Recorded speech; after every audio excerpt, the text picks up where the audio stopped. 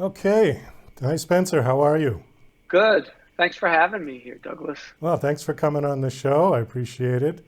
I want to get right into your story because your story sounded really amazing. And somebody else has probably made this comparative, but it sounded like the movie Eyes Wide Shut. Was I it have like heard that? that comparison. Yeah. Yeah, yeah. So basically, let me just do a quick thing of the story and then you can kind of fill it in. You were a young, up and coming Manhattan lawyer who got invited to some kind of a party or some sort of a group gathering, and it turned out to be some crazy cult that you got stuck in for years. Is that about right? Yeah, pretty much. Yeah. All right, why don't you tell it Um, in your words then? A little well, more. no, that's it. I mean, I was 29, living in New York, working for a big law firm. I had a, unremarkable childhood in that I have, very loving parents, a good background, and went to great schools and not wanting for anything in my life. And then I got invited by an acquaintance, a guy I respected, also another professional, to go to what he called an esoteric school.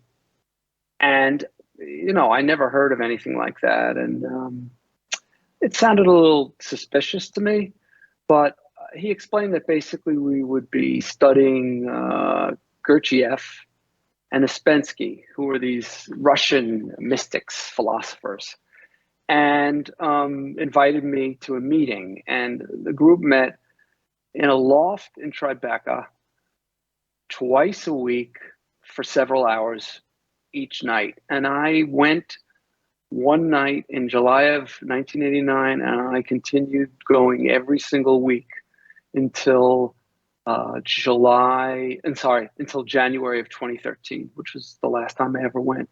How many people were in this group? Well, at any given time, there were 300 people, and it was spreading over New York and in Boston. But I mean, when you went to this loft in Tribeca, how many people would be? There'd be 300 people in the loft? Oh no, I meant to explain. There were 60 people in each section, so they had like different classes that didn't we didn't really socialize with the other groups at all, or mingle with them in any way. All right, so you show up at this loft. I mean, Right. is it like cheese and wine, or is it? I mean, what do you start? Do they hand out books and uniforms? Give me an idea of what Yeah, what the yeah, yeah. first day was like. So I was told that this was an esoteric school. We were going to be studying these philosophers. There'd be teachers there and other students like myself. We were to pay $300 a month. And it was sounded like basically like a group meeting, like a book club or something. And I was brought down to, I wasn't given the address. I was brought down to Lower Broadway, Manhattan. And the guy who invited me walked me down to an old building. We took an elevator to the second floor and we walked out into a nondescript loft with 60 people who looked pretty much like me. They just come from, working at a bank or law firm. And, it was a bunch of white people. And there were 60 chairs arranged. And yeah, they had coffee and, some finger foods.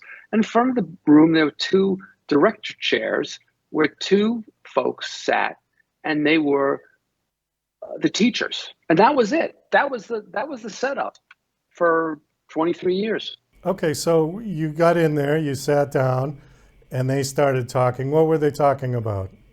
So they were talking about the philosophy of Gurdjieff, Okay. which meant nothing to me, which is basically this theory. I think it was popular in the 60s also, and that's where the leaders found it, which is, how can I describe it? It's kind of, I guess, it's kind of new agey philosophy and has its own cosmology. And,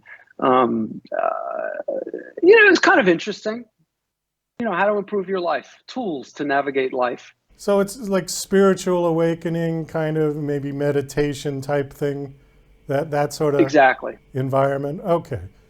All right. So you went every week. When did it start getting weird then? What happened that was the first sort of red flag that went up for you? I mean, there was a red flag right away that it was secret. We weren't allowed to tell anybody in our orbit outside of the group. You couldn't tell your family where you were going? No? No, no, that was a condition of coming. We were sworn to secrecy, and I thought it was strange, but I also thought, you know what? What's the big deal? I don't need to tell everybody everything, and it sounds kind of fun, this sort of exclusivity, And people were invited, but it's got weird a year into it, where they started to ask us to do recruiting and bring other people into the group, and it required a great amount of time and a great amount of our efforts and money to lure people in a very, I thought, deceptive way. And then there were other things that happened. The leaders would pry into people's personal lives and, offer help and advice that would often turn abusive and not very sensitive. But all along, we're creating friendships and a community. And so, you kind of put up with the bad stuff. What do you think their objective was? Was it just the money, just to get people's 300 every month? Yeah. But when you have 300 times 300, do the math. It's over $1 million. Right. And it was cash. And the leader, whose name was Sharon Gans, lived in an apartment, a condo in Plaza Hotel for many years. She had homes in Montana, upstate New York, the Hamptons, Mexico, and lived, what is it, the life of Riley? Is that the expression? Well, the life of Elon Musk, one of the two. Yeah, she did. Except she actually had it better because she didn't have any.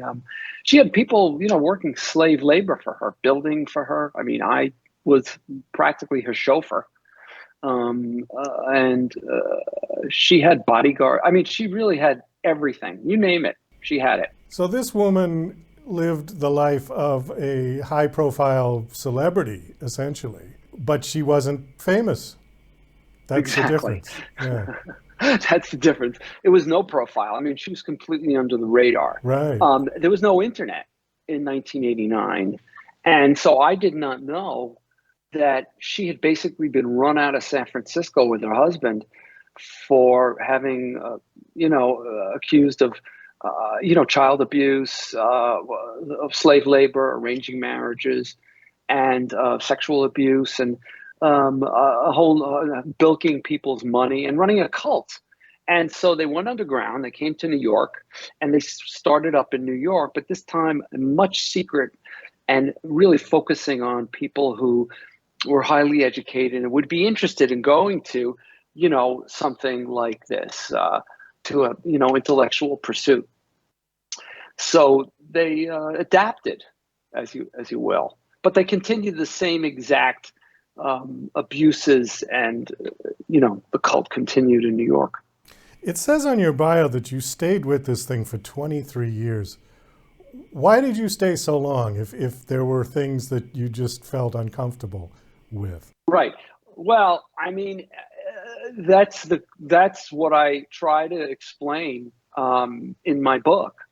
And in a nutshell, it really has to do with finding so much support in the beginning, and the friendship and the community, but also being simultaneously, gaslighted and pretty much hypnotized by people who were extremely convincing and very shrewd, and like a high-powered used car salesman that's in your face all the time. This is a long haul hoax, and it's no different than any other hoax, except that you're really living it, and they really take over your whole life. And so I found my ex-wife in the group, business clients, and it began to engulf my whole mind and body and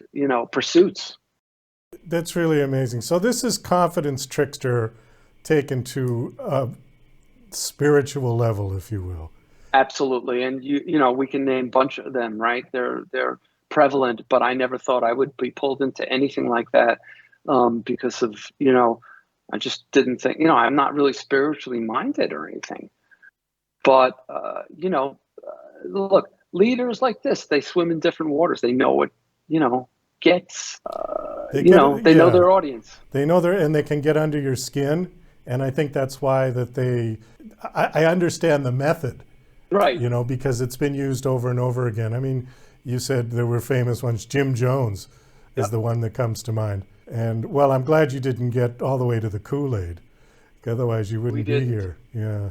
We didn't. But we did, I would say figuratively, we did, and people were willing to do anything for her, and people did some horrible things and things that were very much against their interest.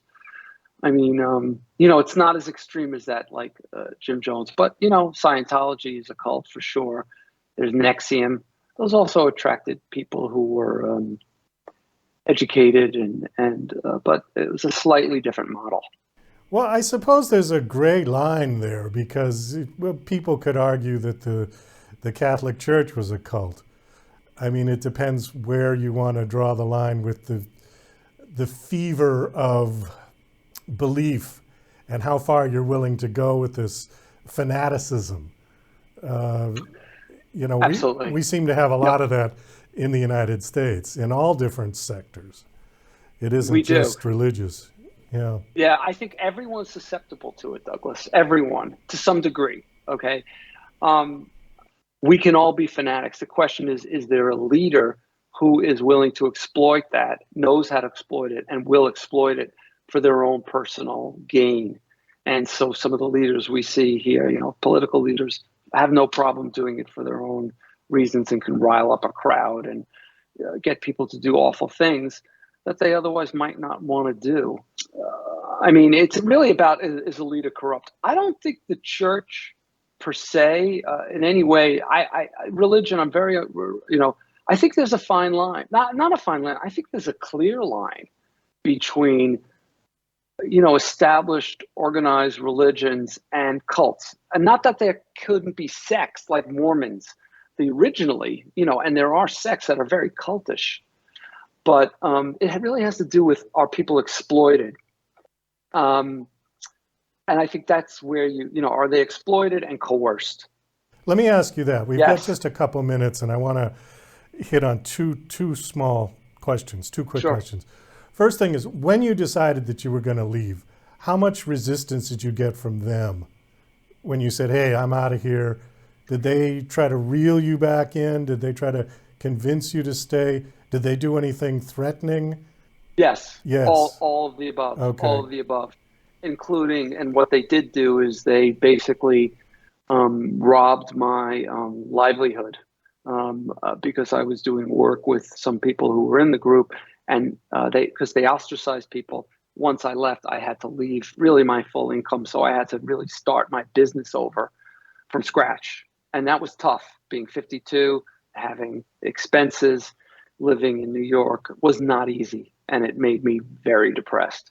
So did you quit your job as an attorney? No, I just quit the clients that I was working with that were in the cult, Oh, I and see. that comprised a big part of my business. Oh, So, I got you. yeah, Okay. yeah. Last question, and then we got to wind this Yeah. down. Whatever happened to her, this woman? Oh, she died. She She died. died. Yeah.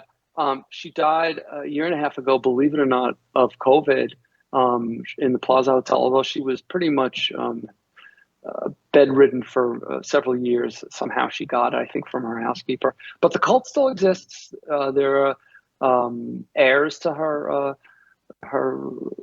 cult, and they exist. They're meeting tonight. Unbelievable. Spencer, we got to wrap this up. Thank you so much. Fascinating story. Your book is called Manhattan Cult Story. Is that correct? You've got it. Okay. Yeah, that's it. Do you have a website you want to give out? Yes, sure. My personal one is Spencer-Schneider.com. And I also have a blog called Cult Revolt. That's one word, cultrevolt.com. Okay, great. Well, thanks for coming on and sharing this story. And you look like you got your life back together now, yeah? I did. Thank you. Yeah, writing this book and talking to you. What more could I want? It's a lot of fun.